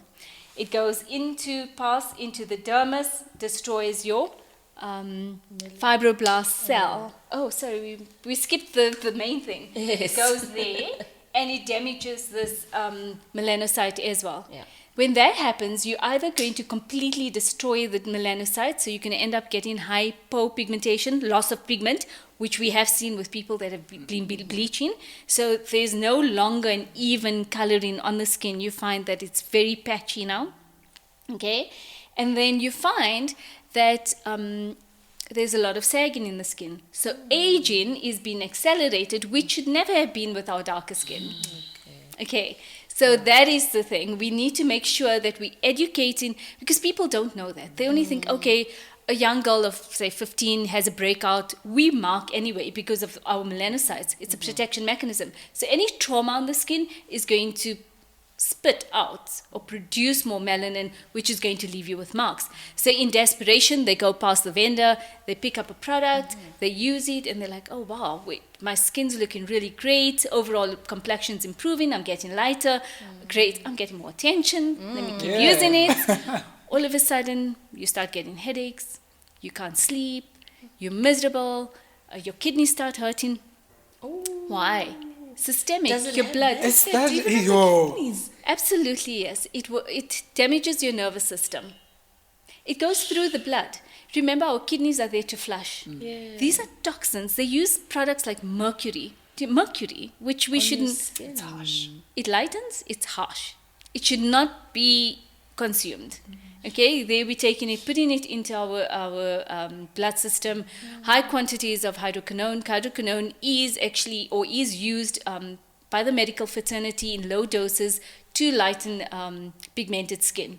Okay, or to even out pigmented skin. But what happens is, clients, do they use it 3 times a week? No, they use it every night and they continue using it. And then some, unfortunately, those ingredients are then prescribed in higher doses. So 4 and above is very high for the skin. And these things are systemic. It goes into the bloodstream. It's not supposed to be, it's that way. Sure. So all of the pregnant ladies, can you imagine? Do you find that men are starting to skin bleach Absolutely, yes.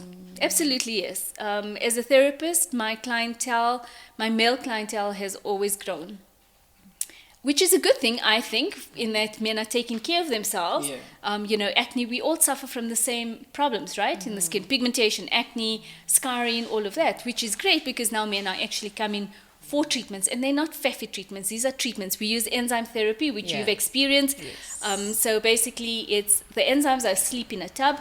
We activate it, and once it's activated, you basically find you'll be able to feel the enzyme working. So there's a back flushing of fluids in and out the cell wall. So there's an exchange of fluids, so fresh oxygen, nutrition to the skin cells, takes away the toxins. Okay, it stimulates your lymphatic drainage, and your lymphatic system is like your sewage system of the body, of the skin.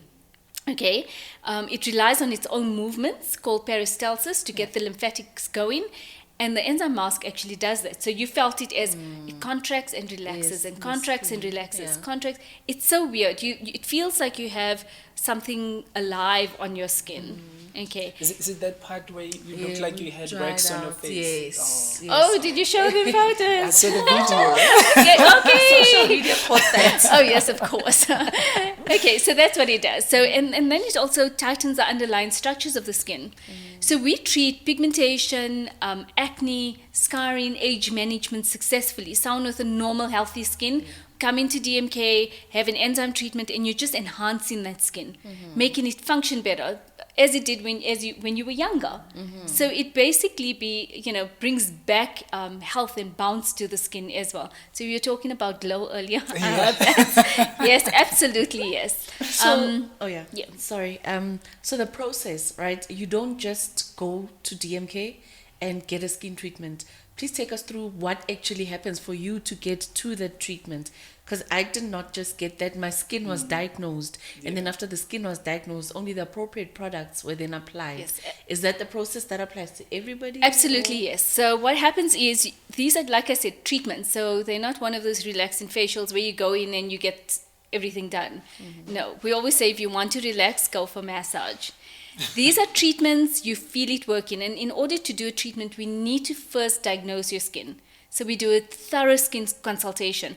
I always say to the therapists that I train, think of yourself as a skin coach. You have someone under your wing. You now need to take them through everything. So we're going to look at diet. Since you buying all the products and using everything at home, and you're eating a diet high in sugar. Sugar causes inflammation. Pigmentation's inflammation, acne is inflammation, aging is inflammation. So we need to tweak. I'm not saying stop eating, sugar, but you need to tweak it a bit. Increase your water intake, because water is very important for flushing the system. I'm a challenge. Well, we're gonna once you're Work under on our it. wing, you're gonna have to listen to us. Work on it. Okay, and then we do have a supplement called essential fatty acids, EFAs, with omega-3, 6, 9, and 7, and that basically supports your skin from inside out. Okay, we then look at what your skin needs. I mean, what you would need and what you would need would be completely different. And what I would do and another therapist would do is also probably different. Okay, it's what I see and what we discuss. What is it that you want to achieve with your treatments? And then obviously I see with my eyes, trained eyes, what is it that we need to actually do to change the skin? Because you might have something really small that it's important to you, and I see other things. But the good thing is with enzyme treatment, it targets all the different conditions of the skin. It doesn't matter whether you a pigmentation client or an acne client, age management, we treat the skin in exactly the same way. The only thing that's different is your home prescriptives. Okay, that is important, because I can't give you an acne range. Okay, that would just be wrong, because we need to look at your skin and say, okay, what do we need to do? Are we doing age management? Are we doing pigmentation? Are we brightening? At the same time, we're feeding the skin. We need to replace acid mantle on the skin. And once your skin's healthy, then the skin's going to function properly. And then the ingredients that we give you would just then enhance, firstly, to fix and reverse the damage, and then enhance a good skin. Okay. All right. Does that make sense? It It makes does. so And much immediately sense. after the treatment, you do see a change in the skin immediately. There's a tightening effect underneath the skin. Remember, we have 57 muscles on the face and neck. And there are exercises that you can do in front of the mirror. They're tedious. No one's going to be consistent with it. Fortunately for us, the enzyme mask actually taps into that, where it works on the insertions of the muscle. So it literally exercises your facial muscles for the full duration that the mask is on. And that's great. So there are other treatments that we do. There's peels that we do where the skin goes dark and you shed off, but we prep for that. Okay. And again, what I do on a Caucasian client would be different to what I do on a deeper skin tone client. Because why? This little cell, your melanocyte, is going to be there to protect. So anything too harsh on the skin is going to set that melanocyte in frenzy, and it's going to start overproducing melanin, and then we're going to get more melanin to the surface of the skin. Yeah. So because now we live in instant things, and people always say, but I need it fast and I need to see improvement fast. Generally, Rewind, because I think with COVID, if COVID didn't teach you instant is not great, then you learned nothing from the past 2 years. So yes, the good thing with, I'm not saying good thing with COVID, but what's come out with COVID with DMK is that people are looking for quality over instant. Yeah. Okay, it's like I went to have a look at a Porsche just to see. Yeah. One day. Anyway, the guy was quite interesting, and he said to me, with COVID, he sold more cars, more Porsches than he ever had pre-COVID. What? He said because people realize that you have one life, you're going to die. So it's all about quality. And likewise with DMK, our business literally went up like this. I kid you not. We have people not going anywhere, but we were full on social media and we were doing online consultations. Okay. And once everything started opening up, maskne, everyone had acne due to the mask, okay, and things like that. And people now want quality. Whereas you come into my clinic, I slap on a peel, quick, in an hour, 45 minutes to an hour, you're out of the clinic. What have I done? People are now thinking, what is it behind that? Like alpha hydroxy acids, for example, when you apply an acid on the surface of the skin, let's do this, okay? If you apply an acid on the surface of the skin, first and foremost, what it does, it changes pH of the skin, okay? What is pH? pH is your acid balance on the skin, okay? And once you change the balance on the skin, the acid mantle on the skin, you're going to distort the skin. Okay, now you go out into the sunlight, there's no protection, you've changed the pH of the skin, and what happens? You're susceptible to sunlight, you're going to pigment a lot easier. Okay, so what we're doing is we are actually replacing the acid mantle on the skin, so your skin is like in a happy state. Okay. Coming back to what I was talking about acid, we basically, what happens, you change pH of the skin, you take it from 5.5, you know the 5.5 from the Dove ad, okay? We're changing it to about 3, and in doing so, you're basically pulling up moisture to the surface of the skin. Those dead skin cells that are lying on top of each other basically blow up like little water balloons and they burst off. Now imagine using a product with AHA every single day. What are you going to do? Distort the pH of the skin, so your acid mantle is completely distorted. You're drawing moisture up and out of the skin, which long term, you're going to dehydrate the skin. You're going to be susceptible to sunlight, which means you're going to increase pigmentation on your skin. And you're going to leave your skin cells in a desert-like environment. So gone are the days where there's no rebuilding after peel, unless, like I said, we plan for the peel, we prep the skin for the peel, and then your skin goes drier, tighter, dark, and then it sheds off. But we plan for that. And what we do on a Caucasian client is different to what we do on our deeper toned skin. We do tweak the formulations a bit for the peels. Quality. Yes. And yeah, I think we're wrapping up the conversation now. So there's two things.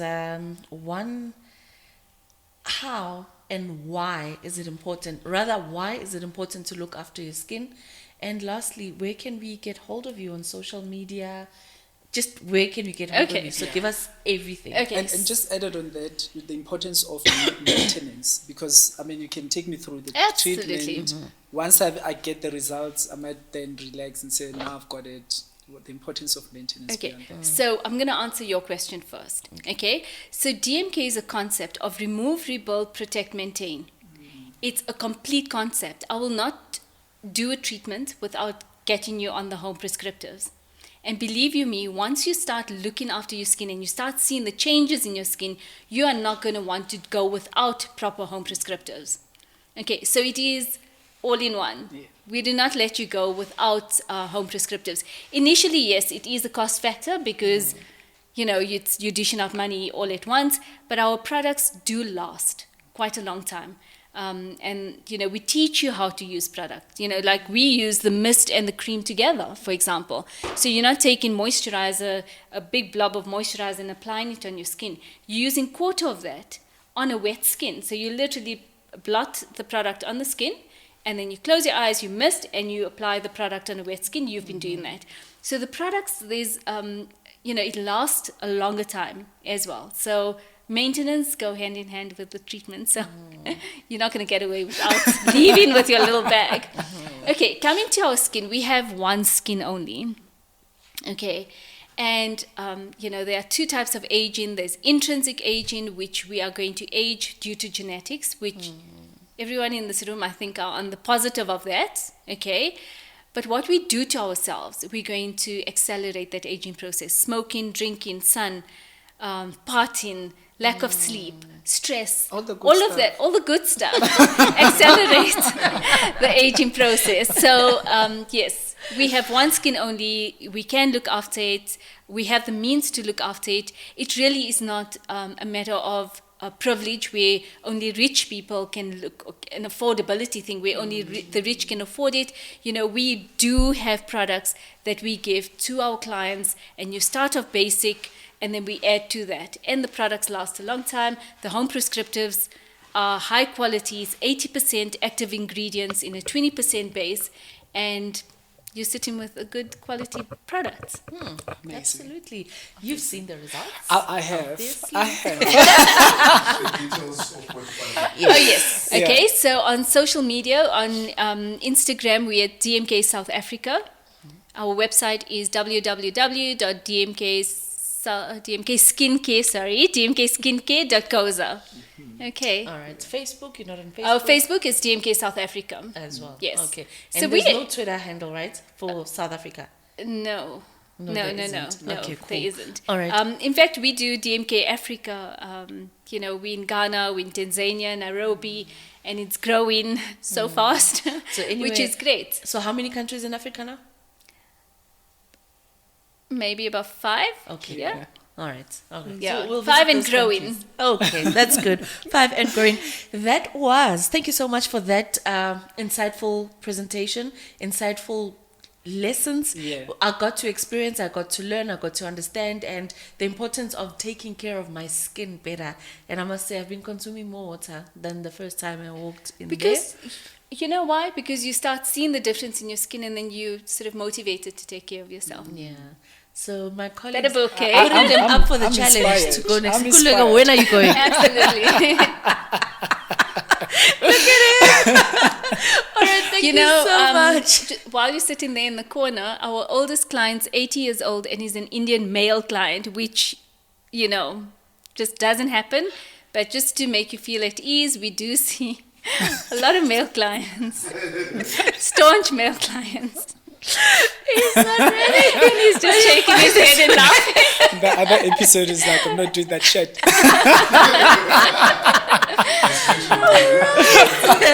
Thank you so much. Thank you so And then, much. be sure to follow them on all the social media platforms, and all the questions that you have, please do direct them to her, or rather to the social media pages, and they'll definitely come through for you. Do go and get your glow, because summer is just around the corner. It's not just about the summer necessary. body, ne? It's about the necessary. summer skin as well, Yeah. all year round. We do body treatments though as well. Same body enzymes, Yeah. lymphatic drainage, tightening, firming, toning, all of that. Okay, cool. Definitely can we'll talk adjust more that. about Yes, that. absolutely. 'Cause, yeah, We'll look, in be the in- coming weeks, we need to actually fix a couple of things before summer gets here. Yeah. All right. Alrighty. Okay. Thank you so much. Nkululeko on Cultr.